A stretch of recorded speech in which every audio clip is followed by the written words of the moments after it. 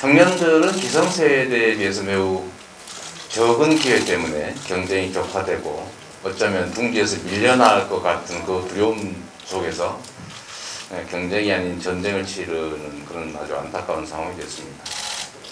세대별로 보면 청년 세대가 보통 겪는 어려움인데 그 중에서도 또 보면 역시 수도권보다는 지방의 우리 청년들이 겪는 어려움은 또 배가 돼서 더 어려운 상황에 처해 있고 결국은 더 나은 상황을 찾아서 수도권으로 자꾸 이동을 하다 보니까 또 지방 도시들이 또 더 어려움을 겪는 그런 악순환이 반복되고 있습니다. 여하튼 이 문제는 사실 근본적으로는 여러분의 잘못도 아니고 결국 우리 기성세대들이 자신들은 기회가 넘치는 고도성장 시대를 살았으면서 이미 이 사회의 대부분을 차지하고 있고 그러면서도 저성장으로 빠져서 새로운 세대들은 작은 기회를 놓고 다퉈야 하는 이 어려움에 대해서 정말 깊이 신경 쓰지 못하고 또 외면하지 않았느냐, 대책 없이 어쩔 수 없다라는 말만 반복해 온 게 아니냐는 그런 안타까움을 가지고 있습니다. 저 역시도 그런 기득권 세대의 일원이기 때문에 똑같은 책임이 있다고 생각하고 다만 차이를 좀 만들어 보자는 것은 그래도 좀 더 관심 갖고 우리 사회 구조적인 저성장의 원인이 된 불평등과 양극화, 격차와 불공정을 조금이라도 고쳐내고 또 우리가 겪고 있는 전 세계적인 전환적 위기, 소위 에너지 전환, 디지털 전환과 같은 이 위기들 국면에서 국가의 대대적인 역할을 통해서 좀 새로운 산업 전환, 신산업 창출, 일자리 창출의 기회를 만들어 보자라고 하는 게 제 생각입니다. 역시도 쉬운 일은 아닌데 하여튼 이 문제를 포함해서 우리 여러분들께서 가지고 있는 문제의식 또는 뭐 저한테 하고 싶은 말씀도 많으실 테고 또 정치권에 하고 싶은 얘기 어쩌면 아버지 세대, 기득권 세대들에게 또 하고 싶은 이야기 아니면 또 어떤 대안, 구체적 대안, 개선책 이런 것도 있을 테니까 정해진 시간이 그렇게 길진 않지만 70분 정도라고 하니까 허심탄회하게 여러분 말씀을 좀 저도 들어보겠습니다. 청년들이 지속적으로 수도권으로 떠나고 있는 상황입니다. 수도권 지역 솔림이 심화되고 있습니다. 이재명 후보님의 부경 대선 공약을 보면 청년 인구를 붙잡을 만한 혹은 유입시킬 수 있는 공약이 없어 보입니다. 울산의 지속적인 인구 감소와 유출에 대해 어떠한 방도를 가지고 계신지 질문드리고 싶습니다. 안타깝게도 질문하신 것 같은 문제에 대한 답이 쉬운 답이 있었으면 지금 여기까지 안 왔겠죠. 그래서 뚜렷한, 그러니까 눈으로 볼 때 쉽게 그렇구나 라고 동의되고 또 쉽게 집행할 수 있고 실제로 효과가 있는 거라면 왜 안 했겠어요? 이게 이제 과거에는 아까 말씀드렸던 것처럼 고도성장 시대여서 그때는 투자의 기회는 많고 투자할 돈은 부족하던 시대예요. 그럴 때는 저축이 장려됐고 국가 재정은 결국은 국민들한테 주면 안 되고 모아가지고 특정 기업들에게 몰아줘야 효율이 발생하던 그런 시대를 우리는 살았죠. 소위 불균형 성장이 하나의 정책이 될 시대에. 그럴 때는 사실 이제 집중을 시켜야 효율이 발생하니까 사실은 뭐 부산, 대전, 광주 이런 데 막 투자하기보다는 서울에다 집중 투자하는 게 훨씬 효율이 컸던 시대가 있었습니다. 그래서 결국은 국가 정책에 의해서 수도권 집중이 이루어졌는데요. 그 추세가 지금 계속되고 있는 거죠. 경기도 같은 경우도 경기도지사를 하고 있었습니다만 여러분은 인구 늘어나면 좋을 것이다 라고 생각하죠. 왜냐하면 줄어드는 게 문제니까. 근데 인구가 너무 급격하게 늘어나는 경기도는 골치입니다. 인프라가 부족해가지고 하다못해 아침에 버스를 못 타요. 막 밀어넣어도 타지질 않아요. 그래서 막 전세버스 임시로 막 투입하고 그럽니다. 근데 이게 이제 지방은 인구가 줄어서 소멸 위협을 느끼고 수도권은 이제 과밀 때문에 너무 미어터져가지고 폭발할 위험을 가지고 있죠. 이게 양쪽에 다 문제가 생기고 있는 겁니다. 지금이야말로. 그래서 지금은 정책의 대전환을 해야 될 때예요. 그러니까 이제는 수도권 집중이 아니라 지방 균형 발전이라고 하는 데에 집중해야 되는 것이고 사실 이 얘기는 이미 노무현 대통령 때부터 지방 분권과 자치의 강화, 균형 발전이라고 하는 차원에서 뭐 수도를 차라리 한 통째로 그냥 세종으로 옮겨버리자, 충남으로 옮기자, 대전으로 옮기자 이런 얘기를 했던 거죠. 엄청난 오랜 시간 전이지 않습니까? 이미. 그렇게 나름의 노력을 하고 여기까지 왔는데도 지금 여전히 그 문제는 해결되지가 않는 거죠. 그 추세 자체는 노무현 정부 때는 인구 유출 정도가 조금 떨어지다가 그 후에 다시 또 늘어나가지고 지금 어떤지 내가 잘 모르겠어요. 결국 눈에 뜨이는 현실적인 방안은 없지만 우리가 답은 알죠. 문제 속에 원래 답이 들어있잖아요. 수도권 집중이 문제다. 이미 수도권 집중이 비효율을 만들어내고 있다. 그리고 우리나라에 사실 이제 일자리도 없고 기회도 없고 하니까 경쟁을 격심하게 되잖아요. 둘이서 친구인데 전에는 이번에 한번 같이 시험 받아 떨어지면 또 다른 데 가서 같이 시험 보고 오면 되고 그랬는데 이번에 한 번 기회를 잡게 되는데 같이 갔다 그러면 이 사람이 떨어져야 본인이 돼요. 다시는 이런 기회가 없을 것 같아요. 그러니까 둘이서 사실 시험 공부할 때 같이 하면 안 되죠. 잔인한 이런 상황이 돼버린 겁니다. 오징어 게임의 한 장면처럼 누군가가 죽어야 내가 사는. 이런 상황이 여러분들 내몰리게 됐고 그 중에 하나의 원인이 이제 불균형 발전을 포함한 불공정, 격차 또는 불평등, 자원이 한쪽에 너무 많이 쌓이고 여기는 나만 알리고 이쪽은 쓰려니까 없어서 못 쓰고 이렇게 하면 사회적으로 효율성이 떨어지지 않습니까? 그 기회가 안 생기면 사람들이 일하기 싫어지거든요. 미래가 없는데 무슨 의욕으로 살겠어요? 재미가 없죠. 사회 구성원들의 의욕도 떨어지고 사회가 가지고 있는 기회나 자원의 효율성도 떨어지니까 전체적으로 사회가 침체가 됩니다. 이게 계속 심화되면 나중에 어떻게 되느냐? 나라가 망하는 거죠.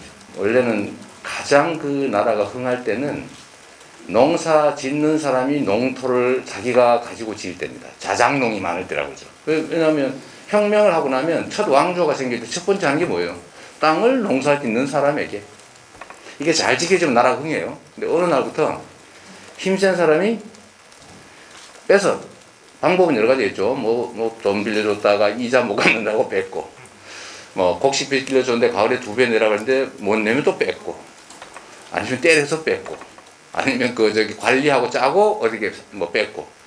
그러니까 나중에는 대부분의 사람들이 이제 소장농이 되는 거예요. 남의 땅에 농사 짓고, 이제 40% 주고, 4673 이러면서. 근데 그 다음 단계 어떻게 되느냐? 그것도 안 돼요. 머슴 되는 거예요, 머슴. 그 다음에 뭐가 돼요? 종 되는 거죠. 근데 이 단계별로 생산성이 떨어집니다.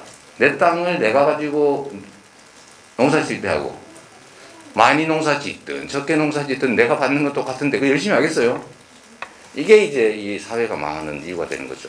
생산성은 떨어지고 기회가 줄어드니까 다 유민화되고 사회 균열이 격화되면 이제 침공을 당하든 아니면은 병이 나든 못 먹어서 병이 나든 이렇게 해서 망하는 거죠. 그럼 또 새로운 나라가 생기면 어떡하냐? 또 똑같이 공평하게 자원을 나누고 인사를 예를 들면 과거를 통해서 공정하게 등용하고 관리들이 절대 부정부패 안 하고 실수할까봐 대간 간원 이런 거 둬가지고 왕한테도 야단치는 그 시스템도 만들고 하다가 또 이게 반복되는 것처럼 지금 우리는 이 수도권 집중과 전체적으로 예를 들면 자본과 노동, 정규직과 비정규직 또는 남과 여 이런 대기업과 중소기업 같은 이런 충돌이 너무 많고 너무 불균형이 심하고 강자 중심이고 기득권 중심으로 하다 보니까 사회적 활력이 떨어지는 거예요. 제가 이렇게 길게 말씀드린 이유는 이 문제를 해결하지 않으면 답이 안 나온다. 는 거죠. 근데 이게 우리가 정치가 뭐예요? 우리 사회가 가지고 있는 자원을 누구에게 줄 거냐, 어떻게 나눌 거냐를 결정하는 거거든요. 청년에게 줄 것이냐, 기성세대에 줄 것이냐, 울산에 줄 것이냐, 경기도에 줄 것이냐. 이걸 결정하는 게 정치입니다. 근데 그 결정할 사람을 뽑는 게 선거죠. 근데 이 정치라고 하는 게 정말로 힘센 사람의 소수 중심의 정치냐, 아니면 힘이 없더라도 다수 국민들을 중심으로 한 정치냐에 따라서 그 자원 배분이 완전히 달라지잖아요.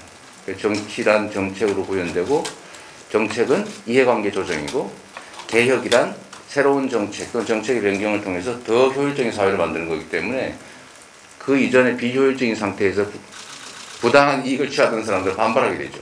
근데 부당한 이익을 취하는 사람이 강자죠. 숫자는 적정히 힘이 세죠. 그래서 이 개혁에는 저항이 따르는 거고, 그래서 이거는 개혁을 하기 위해서 용기가 필요하고 강력하게 추진하면 반발할 때 이겨내는 힘이 필요한 거죠. 그래서 성과가 내면 나라가 바뀌고 사회가 개선이 되고 일자리도 좀 더 생기고 자원도 효율적이어서 사회 전체의 생산성도 올라가고 성장하면 기회가 늘어나지 않습니까? 그러면 경쟁도 좀 원활하게 되고 도전할 기회도 생기고 실패도 다시 할 기회가 있으니까 용기 얻고 희망 갖고서 할 수 있죠. 이런 엄청난 힘든 과정을 거쳐서 하지 않으면 실제로는 길이 없기 때문에 이 얘기를 아무리 해도 체감이 안 되죠. 그냥 지나가는 뭔가 저 사람이 정치한다고 표 얻으려고 저렇게 그냥 뭐 복잡하게 뭐 그럴듯하긴 한데 당장은 아무것도 없는 것 같은 그런 느낌 들지 않습니까? 그래서 문제는 이게 실제는 본질이고 이 안에서 구체적인 방법들이 이제 나오겠죠. 예를 들면 이것도 체감은 안 됩니다. 정치는 돈과 권력을 나누는 거예요. 국민이 내는 세금을 가지고 어디다 쓸 거냐. 서울 경기 일원에 GTX 7조 원짜리 깔 거냐. 아니면 그 돈으로 가덕 신등공항 만들 거냐. 여기 울산에는 보니까 어디 고속도로에 그 뭐야 통행료를 20몇 년 동안 받고 있다고 이제 그만 받자고 그러는 모양이던데. 제가 일산대교 없애버렸거든요. 근데 예를 들면 그것도 하나의 결단이죠. 그래서 돈을 어디다 쓸 거냐. 재정집행의 균형 또는 산업단지를 공공기관을 배치할 때 서울 하면 효율적이에요. 지금 당장 사람 구하기 쉽고. 근데 그렇게 하면 전체적으로 문제 생기잖아요. 그럼 지방으로 배치하는 공공기관 지방 이전. 또는 예를 들면 인프라 구축에서 어디다가 우선할 거냐. 또는 기업 유치나 뭐 예를 들면 R&D 센터를 유치하거나 할 때 뭔가 지원을 줘서 지방으로 가게 한다든지. 또 제일 핵심적인 문제는 지방으로 기업이 오고 싶은데 비용이 적으니까 사람을 못 건다는 거지. 그럼 결국은 지방 교육이 살아야 되죠. 지방의 교육이 살려면 여러 가지 요인이 있는데 일단 교육비 부담이 적어야 되고 좋은 우수한 학생이 오게 하려면 교수 준이 좋아야 되고 졸업하면 취업을 할 수 있어야 되고 그리고 취업을 하려면 사람들이 남아서 취업만 잘하면 됩니까? 동네에서 뭐 맛있는 거라도 먹고 영화관이라도 하고 데이트라도 하고 뭔가 품격 있게 문화를 즐길 수 있는 공간이 있어야 되잖아요. 그런 걸 만든 아주 종합적인 얘기인 거죠. 그러려면 결국 뭐가 필요해요? 역시 정부의 결단과 돈, 정책의 우선순위를 조정한다든지 그런 게 필요할 수밖에 없고 그러니까 얘기가 이렇게 기니까 동의가 안 되는 거예요. 딱지를 하면 좋겠지만 지방 균형 발전이 길이다. 첫 번째, 지금 가정사에 대한 논의가 많은 걸로 알고 있습니다. 뭐 여러 의혹들이라든지. 저는 대선 주자로서 그런 의혹들을 어떻게 떨쳐내고 앞으로 정치에 임하실 수. 저희 20대들이 가장 크게 많이 걱정하는 게 저는 우리는 뭐 해먹고 살아야 되나. 어떻게 경제적 파이를 키우는가에 대해서 여쭤보고 싶습니다. 배분, 즉 복지가 경제나 성장과 대치되는 개념인데 왜 성장과 경제가 아니라 배분과 복지를 선택하느냐 이 질문 같아요. 지금 아까도 얘기했지만 불평등과 불공정, 격차가 성장률을 갉아먹는 시대라서 투자할 돈이 부족한 게 아니라 투자할 곳이 부족해서 투자할 돈이 남아도는 시대이기 때문에 수요를 확충을 해야 경제가 선순환이 됩니다. 수요는 어디서 나와요? 소비에서 나오죠. 소비, 수출, 투자에서 나오는데 투자할 곳이 없는데 무슨 투자 자체가 될 일은 없고 소비를 늘려야 되는데 소비는 수출은 이미 한계에 다다르고 그건 대외 요인이라 쉽지 않은데 국내 소비를 늘리는 게 수요를 늘리는 길이고요. 수요를 늘려야 생산이 느는 그런 시스템이 됐습니다. 과거에는 생산을 늘리면 수요가 늘어났어요. 왜? 생산을 많이 하면 고용을 해야 되잖아요. 노동 생산성이 낮을 때라서 생산에서 차지하는 노동의 몫이 너무 커요. 그러니까 생산을 하면 노동을 고용을 해야 돼요. 고용을 하니까 그 소득을 늘려요. 이게 선순환이 됐다는 거죠. 생산이 늘어나는 거, 고용과 소득과 소비가 느는 거였는데 지금은 노동의 포션이 너무 작아요. 노동 별로 필요 없어요. 기계로 다 하는데 뭐. 그러니까 일자리가 추세적으로 줄어들죠.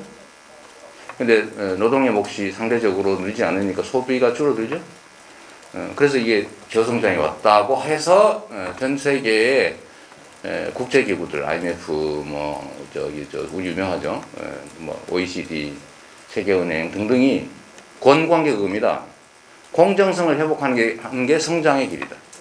분배를 강화해서 소비를 늘리고 공정성을 확대하는, 즉 포용 성장이 지속 성장의 길이다라고 이미 십몇 년 전에 결론을 낸 겁니다. 우리 사회만 이걸 부인하고 있어요. 소비 역량을 늘려야 된다. 그래야 여러분 그 넷마블이라고 게임 하세요? 그거 가면 돈 다 잃으면 한 돈 다시 주죠. 왜 다시 주는 것 같습니까? 더 하라고. 아니지. 나가버리니까. 그러면 시장이 죽어요. 그래서 이 생각 때문에 기본소득을 하자는 사람이 있어요. 마크 저커버그, 빌 게이츠, 요새 그 일론 머스크. 이 사람들이 기본소득을 하자고 합니다. 왜? 시장이 사라질 것 같아, 자기들이 보니까. 돈을 막 발키로 걷는데 비용이 안 들어요. 사용자가 1억 명이 늘어도 서버 용량만 늘리면 됩니다. 고용 늘지 않아요. 비용 안 늘어요. 근데 돈은 다 들어와요. 그럼 아직 어떻게 되겠어요? 돈 쓸 사람이 없으면 전체가 무너지죠. 이제 그런 점 하나 고려해 주시고요. 기성세대가 나를 이해 못할 거라 그거 너무 당연합니다. 옛날 그 3,000, 기원전 3,000년 전인가요? 비석을 발굴을 했는데, 응? 거의 이럴 수도 있어요. 요즘 청년들 버릇이 없어 큰일이다. 이거 세상 망할 것 같아. 이런 내용이 써져 있대요. 근데 그로부터 수천 세대가 넘어왔는데 아직까지 망하지 않고 있습니다. 곧 결혼을 또 하고 아이를 낳으면 아버지가 원래 이렇게 하구나. 그게 끊임없이 반복되죠. 그래서 저보고 누가 그래요. 당신은 꼰대입니까? 아닙니까? 그래서 난 본질적으로 꼰대일 수밖에 없는 거죠. 다른 세상인을 사는데 꼰대 아니려고 노력하는 꼰대. 그러나 저에게 꼰대라고 묻는 그 여러분들도 곧 당신은 꼰대입니까? 라는 질문을 받게 된다. 저는 저는 공직자, 특히 대통령이든 뭐 정치인들은 저 대리인이라고 봐요. 국민주권국가의 국민의 일을 대신하는 월급 받고 권한 위임 받고 계약직으로 5년 4년 하다가 잘하면 다시 또 되고 대통령은 한 번으로 끝나지만 대리인이다. 피용자다. 피용자가 할 일 제일 중요한 일이 뭐예요? 맡긴 일을 잘하는 거죠. 자기 일이 아니고 내게 맡겨진 일을 대신하는 거예요. 근데 사람들이 가끔씩은 그걸 고스톱판에서 자기 딴 거다, 내 거다 라고 생각하는 경향이 있더라고요. 근데 저는 그건 아니라고 생각하거든요. 그래서 일 잘하는 게 제일 중요하다. 주인 입장에서 일 잘해가지고 뭐 자기한테 많이 갖다 주는 게 성과를 많이 내서 내 삶을 바꿔주는 게 최고죠. 뭐 자기가 무슨 옷을 어디서 험하게 입고 옷이 찢어졌다든지 이재명이가 무슨 난 옛날에 시립의료원 만들려고 데모하다가 잡혀가가지고 그 전과 생겼다. 응? 부동산 불법하는 거 막기 하다가 검사 사칭하는 PD가 옆에서 취재하는 걸 옆에서 검사 이름 가르쳐줬다고 검사 사칭 공범이다. 이런 내 전과 있어요. 그런 전과가 있지. 그러나 그건 이제 주인의 일을 대신하기 위해서 열심히 일하다 찢긴 상처 아닙니까? 그럼 무슨 일 잘하면 되지 뭐. 우아한 무슨 원하시면 우아한 무슨 뽑으세요. 그건 뭐 국민이 선택하는 거니까. 저는 일을 잘하는 대리인 역할을 잘하는 게 중요하다 이렇게 생각해요. 얼마 전 여수에서는 이제 현장 실습을 나간 이제 청년 노동자가 이제 생을 마감했습니다. 네. 중대재해기업처벌법이라는 게 있는데 앞으로 이재명 정부에서 이 법이 어떻게 사용될 것인지에 대해서 저도 사실 산재 환자 출신인데 산재 제가 이제 신체 장애인입니다. 아마 그 보니까 무거운 걸 들고 나서 충격을 받아서 그랬을 것 같은데 저도 뭐 좀 비슷해요. 전 세계에서 우리나라의 산재율 그리고 산재 사망률이 가장 높죠. 정말 수치스러운 겁니다. 이 경제 대국 선진국인데 여기 후진국보다 또는 중진국들보다 산재 사망률이 높습니다. 노동시간이 멕시코 다음으로 제일 길어요. 노동 생산성이 당연히 낮습니다. 다른 데보다 막 2배 가까이 1년에 일본보다는 2~3달을 우리가 더 일하는데 그런데 생산성은 더 높지 않습니다. 이게 좀 문제가 있죠. 그리고 아마 여러분 현장에 계시니까 알 텐데 8시간 일하는 거하고 초과 근로를 하면 초과 근로율에 150% 주게 되잖아요. 근데 초과 근로를 계속하면 사업자 입장에서는 원래 새로 뽑는 게 낫죠. 1.5배 줘야 되니까. 근데 실제로는 안 뽑고 전부 초과 근로 시키죠. 왜 그럴까요? 초과 근로 할 때 실제로 0.9밖에 안 주거든. 왜냐하면 상여금을 가지고 장난을 치기 때문에 그렇습니다. 임금 체계를 가지고 장난을 치는데 이거 방치해서 그렇거든요. 국가의 노동 감독이나 이게 너무 부족해서 생기는 문제인데 이 산재 사망도 사실 비슷합니다. 법에 아주 잘 만들어져 있어요. 근데 안 지켜요. 안 지켜서 사망사고 나요. 처벌 그 실무 라인에서 벌금 정도, 기껏해야 집행유예 정도 받습니다. 과장급 이 정도 실무 지금. 그 외에는 아무도 책임 안 져요. 대신에 이 불법을 방치하면서 아주 이 위험한 환경에서 일을 시키면 이익이 생기죠. 아니 안전장치도 안 하고 2명 근무해야 되는데 한 명만 시키고 이러면 또 돈이 남잖아요. 그러니까 돈은 남고 형사 책임도 안 지고 보험 다 되고 근제보험 들어있으면 위자료나 주면 사망한 경우도 아무 문제가 없어요. 사고 안 나면 돈 버는 거고 나더라도 손해가 아니에요. 이런 상태니까 계속 산재사고 나는 겁니다. 그래서 이걸 좀 막아보자고 이제 중대재해처벌법이 생겼는데 이제 이게 지금 사실은 소규모 사업장에서 사고가 많이 나는데 이게 지금 배제돼 있잖아요. 근데 사실 군대에서 많이 생기거든요. 왜냐면 열악합니다. 그래서 이게 어쨌든 좀 강화돼서 적용될 필요가 있을 것 같고요. 또 약간 다른 얘기긴 한데 그러니까 교육을 하는데 지금 아니 수학을 연구하거나 아니면 특별히 필요한 사람은 전자계산기 두드려보면 되는데 그거에 미적분 배우면서 그걸 고통을 주느냐 그 얘기 하고 싶은 거잖아요. 맞는 말이죠. 요새는 전자계산기를 쓰는 법을 배우면 되지. 1원이요, 2원이요, 그거 알아요? 옛날 주산. 주판 넣는 거? 1원이요, 3원이요, 5원이요, 뭐 이런 거 있었는데, 그거 요새 안 하잖아요, 그죠? 그럴 필요가 없으니까. 진짜 교육은 어떤 게 필요하냐. 저는 철학 교육이 좀 필요하다고 생각해요. 예를 들면 유럽의 대학, 고등학교 졸업할 때 되면 거의 사회주의자들이 돼 있다는 거 아닙니까? 근데 고등학교 졸업할 때 사회주의자가 아니면 바보. 대학까지도 계속 사회주의자 하면 더 바보. 왜냐면 그 다음부터 생각이 좀 깨서 다시 균형점을 찾는 거죠. 근데 우리는 철학적 사고를 하지도 않을 뿐만 아니라 가르치지도 않고. 그러니까 사고의 깊이가 얕아요. 그래서 모든 문제가 발생합니다. 그래서 지금 그게 하나 필요하고, 두 번째는 아까 말씀하신 노동교육, 금융교육. 금융이 이제 앞으로는 실물보다 더 중요한 금융교육, 환경교육. 이 환경이 중요하거든요. 인권교육. 그 다음에 예를 들면 통일교육. 통일에 대해서도 우리는 너무 차이가 많은데 여러분과 우리는 어쨌든 기본적인 사실들은 좀 지금 알아놔야 필요가 있다. 그 전적으로 공감하고 제가 이럴 때 빨대를 하나 대자면 빨대기를 하나 대자면 경기도에서는 이런 건 다 학교에다 시키고 있었습니다. 물론 많이는 못하지만.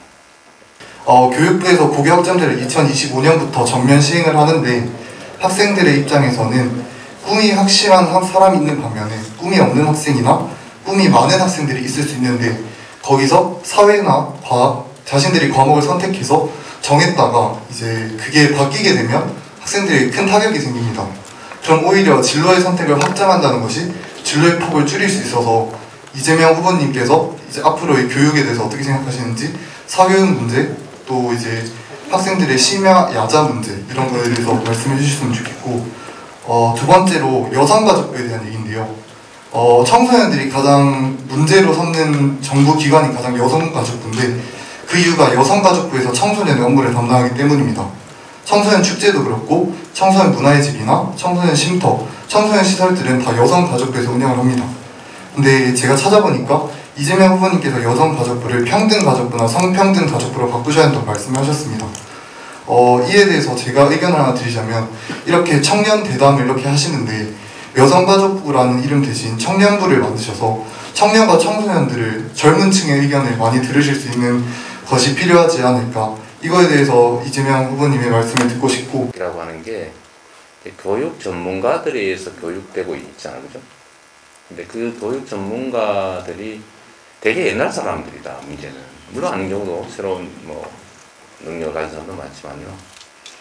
근데 이게 대량 생산 사회에서는 맞습니다. 똑같은 사람 막 찍어내면 돼요, 그냥. 똑같은 거 가르치고, 그럼 잘못된 거 있으면 막 고치고. 근데 문제는 지금은 세상이 완전히 바뀌어버렸거든요. 똑같은 건 컴퓨터가 다 해치우는 거죠, 컴퓨터 기계가. 근데 지금은 정말로 의미 있는 노동은 뭐냐면 창의와 혁신이죠. 창의. 다른 거 기계나 인공지능이 못하는 거. 새로운 걸 생각해내는 능력, 뭔가 반짝이는 거. 개성, 특성. 이런 게 중요한 시대라서 똑같은 거를 똑같은 방식으로 가르치는 것은 점점 의미가 사라집니다. 근데 이걸 고쳐야 되는데 문제는 이때까지 그 오랫동안 해왔던 그 시설과 교육 체제와 그 교수 인력들 문제를 어떻게 할 거냐 대체. 이제 이게 잘 해결이 안 되는 거죠. 그래서 앞으로는 좀 어렵겠지만 제가 새로운 시대에는 미래형 인재 양성을 해야 된다라고 얘기하는 이유는 대대적인 교육 투자를 통해서 이 교육 시스템을 많이 바꿔야 됩니다. 교육 내용도 바꿔야 돼요. 교육 방식도 바꿔야 돼요. 시설도 바꿔야 돼요. 예를 들면 교육자들 교육도 시켜야 돼요. 전문가들도 확보해야 돼요. 이거 돈이 드는 거죠, 이게 다. 그래서 이게 당시 학점제를 할 거냐 말 거냐 이런 문제보다는 교육의 내용과 방식과 질을 어떻게 할 거냐가 정말로 중요한 것 같습니다. 고교 학점제는 저는 괜찮은 제도라고 봐요. 이게 지금 학교에서 시험 봐가지고 자꾸 절대 점수 매기고 이러는데 그냥 뭐 꼭 정말 나는 뭐 과학 공부를 할 거야. 그럼 과학 부분을 열심히 공부하고 그 과학하고 관계없는 삶을 살아서 나 그림이나 그리고 뭐 사회봉사하고 이런 거 행복하게 살겠다. 예? 국제봉사나 다니면서. 근데 그런 사람한테 뭐 이적분 가르치고 막 고통 줄 필요 없지 않습니까? 일정 점수에 학점을 받으면 그 통과, 졸업. 이 학교, 예를 들면 이 학교에서만 하는 게 아니고 더 묶어가지고 울산에 고등학교 여러 개 있는데 그중에 한 학교, 다른 학교는 이 선생이 좋더라. 그럼 그걸 오후 몰려가서 쭉 듣고 그 학점 인정해주고. 네, 이런 방식들을 동원하는 게 실제로는 더 효율적일 수 있다는 생각이 들고요. 시간 문제는 선택할 수 있는 시간을 주기 때문에 길게 텀을 둔 겁니다. 그게 아마 6년 정도 텀을 뒀을 거예요. 아마 미리 작년, 재작년에 막 발표했을 겁니다. 이제. 그런 점들 한번 고려해 주고요. 야자해야 될지 말아야 될지는 사실 저는 안 하는 게 좋다고 보는데. 이런 있죠. 학원들은 왜 못하게 하냐고 돈 벌어야 되는데, 또 일부는 아니 너 직장 갔을 때 아이들 데려다 놓을 데도 없는데 그거라도 해라. 이런 여러 가지 이해한 게 있어서 좀 문제인데, 저는 뭐 원하는 사람은 하고 싫은 사람은 안 하고 그렇게 하는 게 제일 좋겠다고 생각해요. 물론 돈이 듭니다, 역시. 여성 청소, 여성가족부. 저는 사실은 이제 기성세대 때문에 기회를 잃어버렸고, 기성세대와 경쟁을 하는데 기성세대와 싸울 수는 없고, 힘들기는 하고, 결국은 우리가 청년세대끼리, 취약계층끼리 이 작은 기회를 놓고 막 누군가 하나는 이탈락해야 되는 이런 경쟁을 하는 상황에서 경쟁이 너무 격렬하다 보니까 충돌이 발생하잖아요. 그래서 진짜 그 상황에 대한 책임은 그렇게 할 수밖에 없이 만들어 놓은 기성세대들인데 그 틀 안에서 밀어내기, 안 밀어내면 내가 떨어지니까. 그러면서 서로 싸우는 이 상황들에 대해서 사실 제가 너무 책임을 질 수는 없어요. 왜냐하면 그건 그렇게 쉬운 일은 아닙니다. 이 사회가 이렇게 온 걸 내 혼자서 바꿀 수 있겠어요. 그러나 어쨌든 책임은 있는데, 너무 무심했구나. 제가 그런 생각들을 최근에 좀 하게 됐어요. 들어라도 줬어야 되는 것을.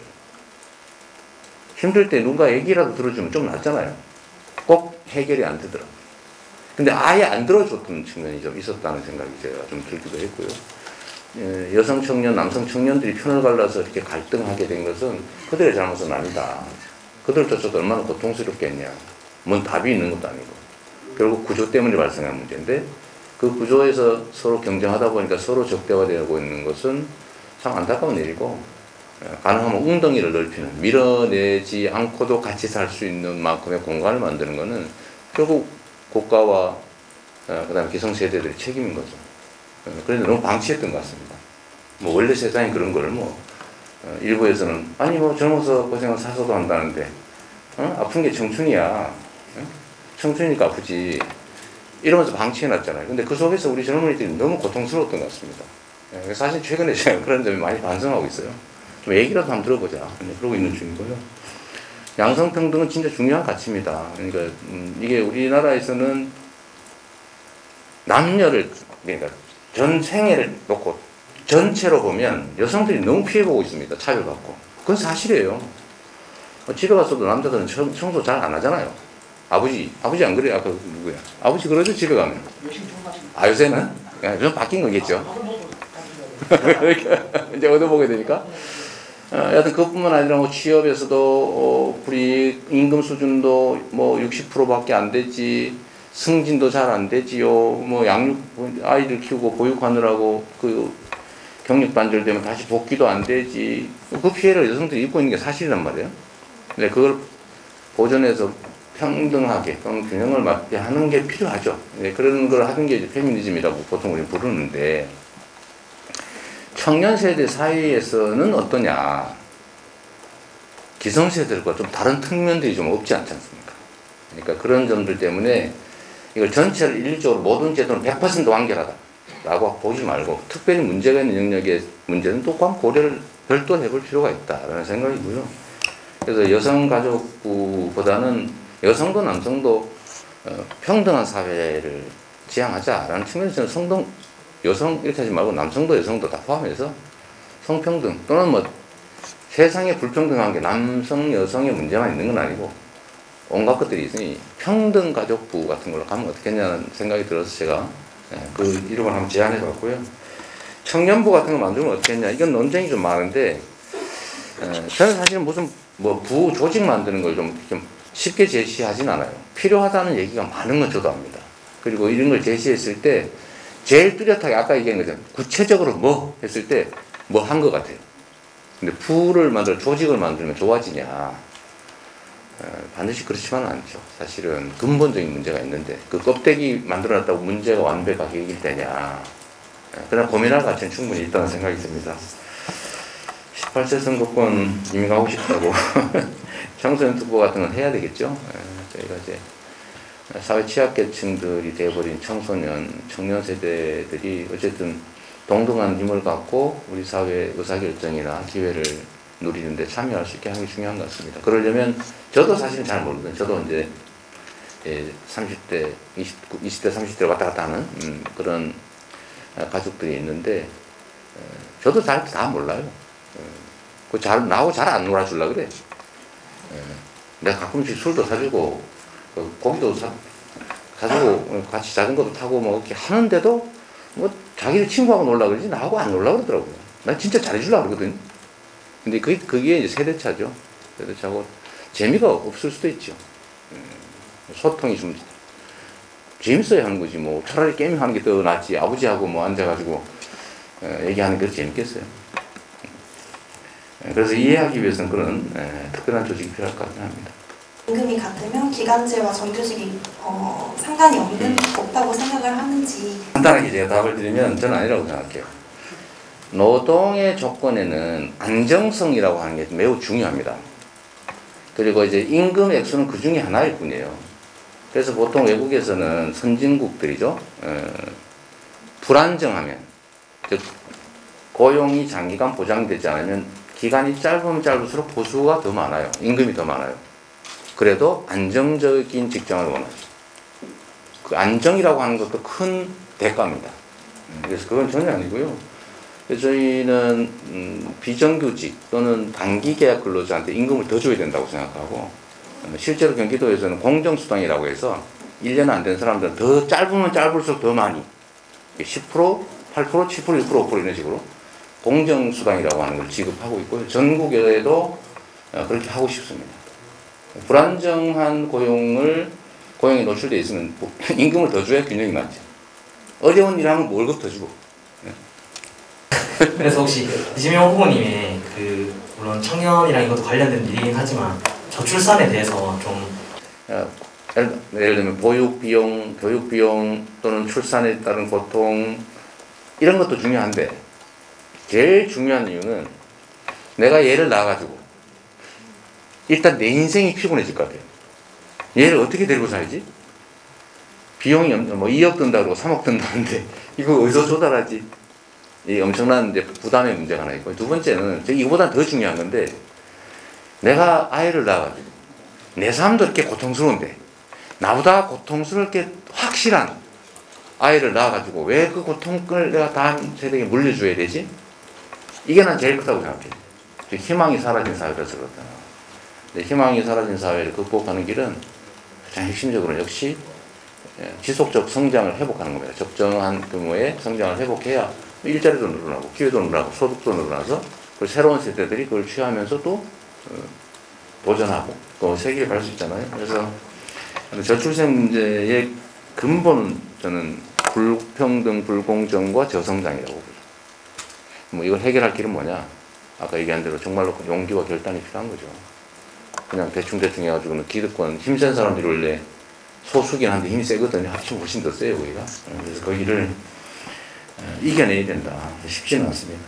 다양한 정부위원회를 봤을 때 특히 청년정책 조정위원회 같은 경우 울산 사람이었고 대구 사람이었습니다. 그리고 보통 청년이었습니다. 흔히 말하는 고등학교를 졸업하고 바로 취업한 우리 청년들이나 혹은 2년제, 4년제 지방대학을 다니고 학사를 취득한 후 바로 바로 취업을 한 그런 학생을 대표할 수 있는 그런 학생들의 민의를 대표할 수 있는 분들이 없다는 겁니다. 그래서 이재명 정부에서 정부위원회를 구성할 때 그런 부분에서 조금 더 밸런스를 맞춰서 해주시는 게 좋지 않을까 생각이 듭니다. 감사합니다. 우리가 경기도에서 청년 담당 비서관을 공모로 뽑았거든요. 그 150대 1이었다든가 뭐 그랬대요. 우리가 공무원들이 뽑은 건 아니고 또 민간인들 시켜가지고 프리젠테이션 한 다음에 학력 얼굴 싹 지우고 그냥 블라인드 해가지고 프리젠테이션 보고 뽑았는데 아주 훌륭하게 잘하고 있습니다. 지금은 이제 별정직이기 때문에 제가 그만두면서 자동으로 지금 제 수행을 하고 있는데 하여튼 그 점은 맞습니다. 이제 맞아서 이미 성공한 사람들 뭐 여러분의 표현은 이미 기득권자가 된 사람들을 한들 이해할 수 있겠냐.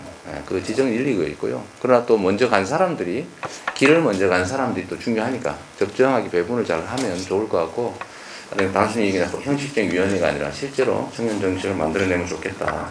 저도 노력하겠습니다. 아예 부동산을 투기로 보시는지 안 그러면은 모든 것을 다 환수하실 건지 그런 부분이 궁금합니다. 자, 여기서 답을 안 할 수가 없는 얘기를 해가지고 부동산이든 자산을 가지고 정상적인 과정을 통해서 형성되는 자산의 그 증가는 그거 다 용인해야죠. 그걸 어떻게 다 뺐어요? 뺏을 방법도 없어요. 내가 집을 샀는데 집값이 올랐어. 그거 어떻게 뺐습니까?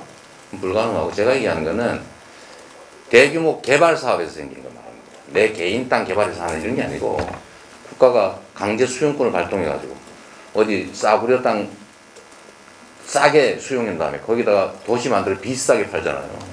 이걸 개인한테 허용하면 안 된다. 제가 그 말이에요. 대규모 개발로 인한 불로소득 이런 것들은 국가 즉 우리 국민이 가져야 된다. 제가 그거 하다가 지금 욕 엄청 먹고 있는데 100% 환수하려고 할 때 못하게 해가지고 70% 환수했다고 욕하고 있어요.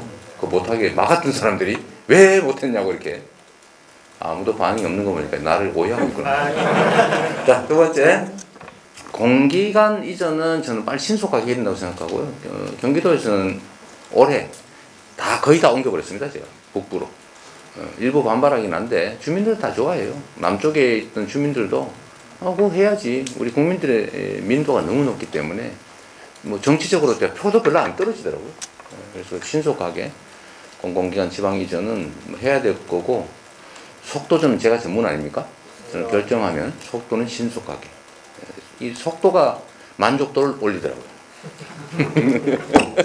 대부분의 사람들은 민간 부분으로 취업을 하게 되는데 그 민간 부분에서 취업을 더 활성화할 수 있는 정책에 대해서 한번 들어보고 싶습니다. 그게 진짜 어려운 건데요. 쉬웠으면 했겠지. 실업 때문에 정권의 지지율이 떨어지고 이 난리인데 방법은 뭐냐. 여튼 일자리는 민간이 만드는 게 맞습니다. 그리고 기업이 만드는 거죠. 물론 창업도 있어요. 그런데 저는 이 현재의 우리가 가진 역량으로도 좋은 일자리를 만들 길이 있다고 생각합니다. 첫째는 아까 말씀드렸던 것처럼 우리가 이제 신재생 에너지로 대전환이 되거든요. 그거 안 하면 철강 1톤 수출하는데 현재 기준으로 한 7만 원 정도 탄소 국경 조정세 내야 되고요. 한 3, 4년 지나면 한 20만 원씩 한 톤, 2톤당 이렇게 내야 됩니다. 그 탄소 부담금 때문에 바꿔야 되는데 쉽지 않죠. 자, 늙어가서 자잘한 살과밖에 안 달리는 늙은 사구나무 계속 키울 거냐, 아니면 한 2, 3년 수확 못하는 걸 각오하고 고품종의 새로운 사과나무를 심을 것이냐. 근데 돈이 없어요. 어떻게 해야 됩니까? 돈 빌려다 사과나무 피고 새로 심어야지. 그게 발전이잖아요. 미국의 바이든이 지금 하고 있는 겁니다. 그런 방식을 통해서 신산업을 만들고 산업 전환을 이뤄내고 그 사이에서 좋은 일자리 생기죠. 근데 거기는 다른 나라보다 반발짝 먼저 가야 됩니다. 늦으면 끌려가면 기회를 다 잃어요. 우리가 반발짝만 빨리 가면 엄청난 기회를 누리죠. 우리가 지휘할 수 있어요. 이게 하나 있고, 두 번째는 공정성 회복을 통해서 일자리 만들 수 있는 길이 있는데, 우리나라는 제가 그래서 대기업과 중소기업의 힘의 균형을 이뤄내야 된다고 하는 겁니다. 초대기업, 대기업, 중소기업, 그 한계기업, 이렇게 또 피라미드가 있잖아요. 이 기업들 간의 힘의 균형이 이루어지면 적정하게 자기가 경영 개선을 하거나 기술 개발을 하거나 하면 경영 성과가 좋아지잖아요. 그러면 돈이 좀 남잖아요. 그럼 기업을 키워야 될 거 아닙니까? 그럼 좋은 인재 써야 되죠. 그러려면 처우를 개선해야 되죠. 조건을 개선해야죠. 능력이 되면. 그런데 지금 어떤 상황이냐? 최저임금 주고 겨우 살아남을 수 있는 상황이고, 경영 개선이 되면 어떻게 이상하게 다 뺏겨요. 그래서 위에 있는 데는 영업이익률이 엄청 높고, 밑으로 내려올수록 점점 낮아져가지고 마지막 하면 영업이익률이 1%, 제로 이래가지고 월급을 올려주고 싶어도 사람을 써야 되는데 월급을 올려줄 수가 없어요. 그래서 최저임금에 의존하고 외국인 노동자에 의존하고, 그 다음 정부에 청년 2년 고용하면 한 달에 60만 원 줍니다. 그러면 2년 동안 쓰고 2년 지나면 해고하고 또 새로 지원받으면서 또 쓰고, 이 비정규직을 양산한단 말이에요. 이걸 바꿔야 된다. 기업들 간의 힘의 균형을 만들어내고 중소기업도 자기의 경영 개선 성과를 자기가 취득할 수 있게, 그게 보장이 되고 기술 탈취 안 당하고 경영 성과 탈취를 안 당하는 공평한 사회가 되면 중소기업이 성장할 길이 생기면 거기서 좋은 일자리가 생깁니다. 문제는 역시 매우 어렵다. 저항이 많다. 그러면 이런 거 추진하는 정치인은 자꾸 딴 데서 받아요. 너 옛날에 뭐 했지? 딴 거 가지고. 근데 그걸 이겨내야죠. 이 수도권의 에너지를 조달하기 위해서 비수도권이 감당하고 있는 현실도 좀 많이 안타깝다고 생각이 드는데, 여기서 대해서 어떻게 생각하시는지 궁금해서. 지금은 예를 들면 충남에서 에너지를 생산한 다음에 서울로 가져가 쓰고 있어요. 근데 충남은 무슨 죄를 졌냐고요. 울산도 그렇죠. 원전 이런 걸로 막 해가지고 중국에 보내고 있잖아요. 근데 다른 데서 뭐 도움 주는 것도 없어요. 이게 이제 지역 간 불균형인데, 그래서 거리에 따라서 전기요금을 차등을 두는 게 공평하지 않냐. 그리고 앞으로는 이제 그래서 에너지 시스템을 재생에너지 중심으로, 중앙 집중식에서 지방 분권형으로, 예를 들면 온 동네에서 태양광 풍력, 해상 풍력 이런 걸로 발전해서 동네에 쓰기. 그러려면 산업이 발전하게 되겠죠. 신재생 에너지 산업이. 근데 그 방향을 빨리 전환해야 됩니다. 그러려면 발진하는데 비용이 필요하니까 그건 국가가 대대적인 투자를 통해서 해결해 주는 거죠. 그러면 일자리가 생긴다. 다만 지금 돈을 써야 되니까 이걸 미래를 위한 빚이라고 생각할 거냐, 미래를 위한 투자라고 생각할 거냐, 똑같은 걸 넣고 전혀 다른 생각을 하는데 그건 결국 여러분들이 나중에 결정하게 될 겁니다. 지금 지난 문재인 정부에서 공공기관 비정규직을 정규직화했는데, 이 인력들에 대해서 이제 나중에 이재명 정부가 출범하게 된다면은 그런 문제를 좀 봐야 되지 않을까라는 생각 때문에 이 말씀을 드리고요. 어쨌든 노동자가 존중되는 사회라고 하는 거는, 제가 사실 그래서 이 불로소득을 없애야 노동하고 연구하고 기여한 사람들이 인정받게 되고요. 그래야 부라고 하는 게 존중받을 수가 있습니다. 근데 누가 얼마 전에 계산을 했는데, 부동산 개발 또는 부동산 아파트 분양 이런 걸로 사실 정상적인 건설 이익이 아니고, 그 말고 추가로 얻는 대장동에 30만 평방미터, 30만 평? 그랬더니 그 평당 200만 원 나오면 6천억 남는 거 아닙니까? 간단히 얘기하면. 그런 게 거기만 있었겠어요. 지금 예를 들면 뉴스테이, 해운대, LCT. 그건 얼마나 먹겠어요? 그거 100% 다 민간이 가져버렸는데. 지금 뉴스테이 얼마나 먹을 것 같습니까? 그 공공에서 땅 개발해가지고 싼 값으로 땅 줬지, 돈 싸게 빌려줬지, 그 분양가 제한 없지. 지금 이제 8년 지나면 한 6조 남대 6조. 아니 뉴스테이에서만. 그리고 한 10몇 년 동안에 약 3천조 원 정도의 불로소득이 생겼을 거라고 합니다. 우리나라가 1년에 한 300조 정도 생기거든요. 부동산 불로소득이. 뭐 그건 여러 가지 유형이 있지만. 근데 개발로 인한 것만 해도 3천조쯤 된다. 그거 누가 가졌어요? 여러분 가졌어요? 못 가졌지. 분양받은 소수가 일부 가졌고, 나머지 실제로는 건설업체들이 분양가를 올려가지고 이제 가진 거죠. 이러니까 돈 벌기가 너무 쉬운 거예요, 그 사람들 입장에서는. 근데 이거를 바라보는 우리 기회를 잃은 사람들은 얼마나 열패감 느낍니까? 일하고 싶어요? 화나죠? 그 화를 나한테 일부 내고 있는 것 같더라고요.